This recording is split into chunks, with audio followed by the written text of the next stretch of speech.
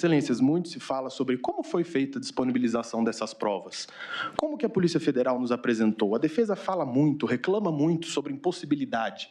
Mas vamos mostrar.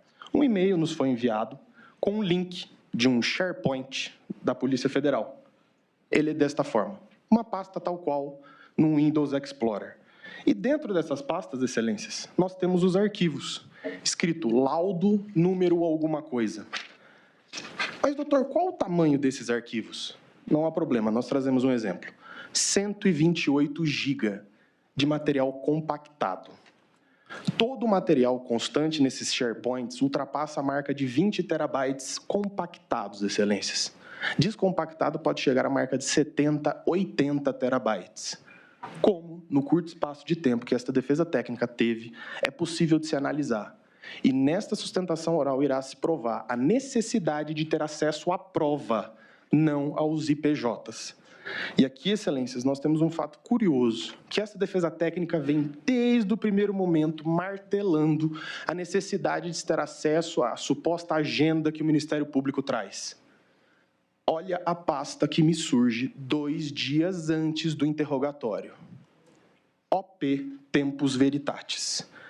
Curiosamente, não se sabe por quê, nem como, se aparece uma pasta com as digitalizações do que seria a Operação Tempus Veritatis. E aqui está a prova de que foi inserida no dia 8 de maio. Lembrando que o interrogatório foi dia 10. Curiosamente, ao se abrir esse link, nós temos ali uma pasta exclusiva ao General Heleno. Abrindo essa pasta, nós temos outros links, mas aqui já são PDFs. E vejam o nome dos arquivos, onde nós achamos a agenda. Olha o nome do arquivo onde está essa suposta agenda. Item 6EQ01AA75-2024. Como é possível localizar um arquivo desse, nessa montanha de documentos e nesse excesso de documentos com nomes que não se entende, não se sabe de onde vem? Com base nisso, essa defesa técnica na fase do 402 requereu nada mais que: desse modo, requer-se a Vossa Excelência seja determinada a Polícia Federal que apresente material catalogado ou minimamente com índice que torne possível a análise desse material. Ressalta-se que a nomenclatura utilizada, ofício, e aqui eu coloco números aleatórios, pois não se sabe de onde vêm esses números, torna impossível sua análise, fazendo imprescindível a deferência da presente diligência. Não se pediu aqui mais acesso, haja visto que o acesso foi dado. Curiosamente, pastas iam surgindo após. Mas o que se queria saber é o que tem nisso aqui? O que quer dizer esse número? Quais são os ofícios? O ofício 12330 é o celular do general fulano. O ofício 12700 e tanto é o celular do Beltrano. Não se tem como saber. Então, o que foi pedido na fase do 402 foi minimamente uma explicação, um índice, um sumário que assim o seja, mas nos foi negado sob o pretexto de que seria meramente protelatório. O segundo ponto da minha fala é pela nulidade do sistema acusatório e ao direito ao silêncio. E aqui, Excelências, eu começo com um ponto bem sensível, que são as perguntas realizadas no dia dos interrogatórios. Vejamos, Excelências, que aqui se trata das perguntas diretas. Nós não pegamos, por exemplo, quando o Ministério Público faz uma pergunta e o ministro relator se aproveita para fazer uma pergunta em cima, ou seja, que são perguntas originadas diretamente do ministro relator e diretamente do Ministério Público. Nós temos 302 perguntas do ministro relator contra 59 da Procuradoria-Geral da República. E aqui, Excelências, muito se indaga, mas somente perguntar a mais não quer dizer que houve uma violação propriamente. O juiz também pode produzir provas. Mas aqui nós temos um fato curioso. Uma das testemunhas arroladas, o senhor Valdo Manuel de Oliveira Aires, foi indagado pelo ministro relator a respeito de uma publicação dele nas redes sociais que não consta dos autos.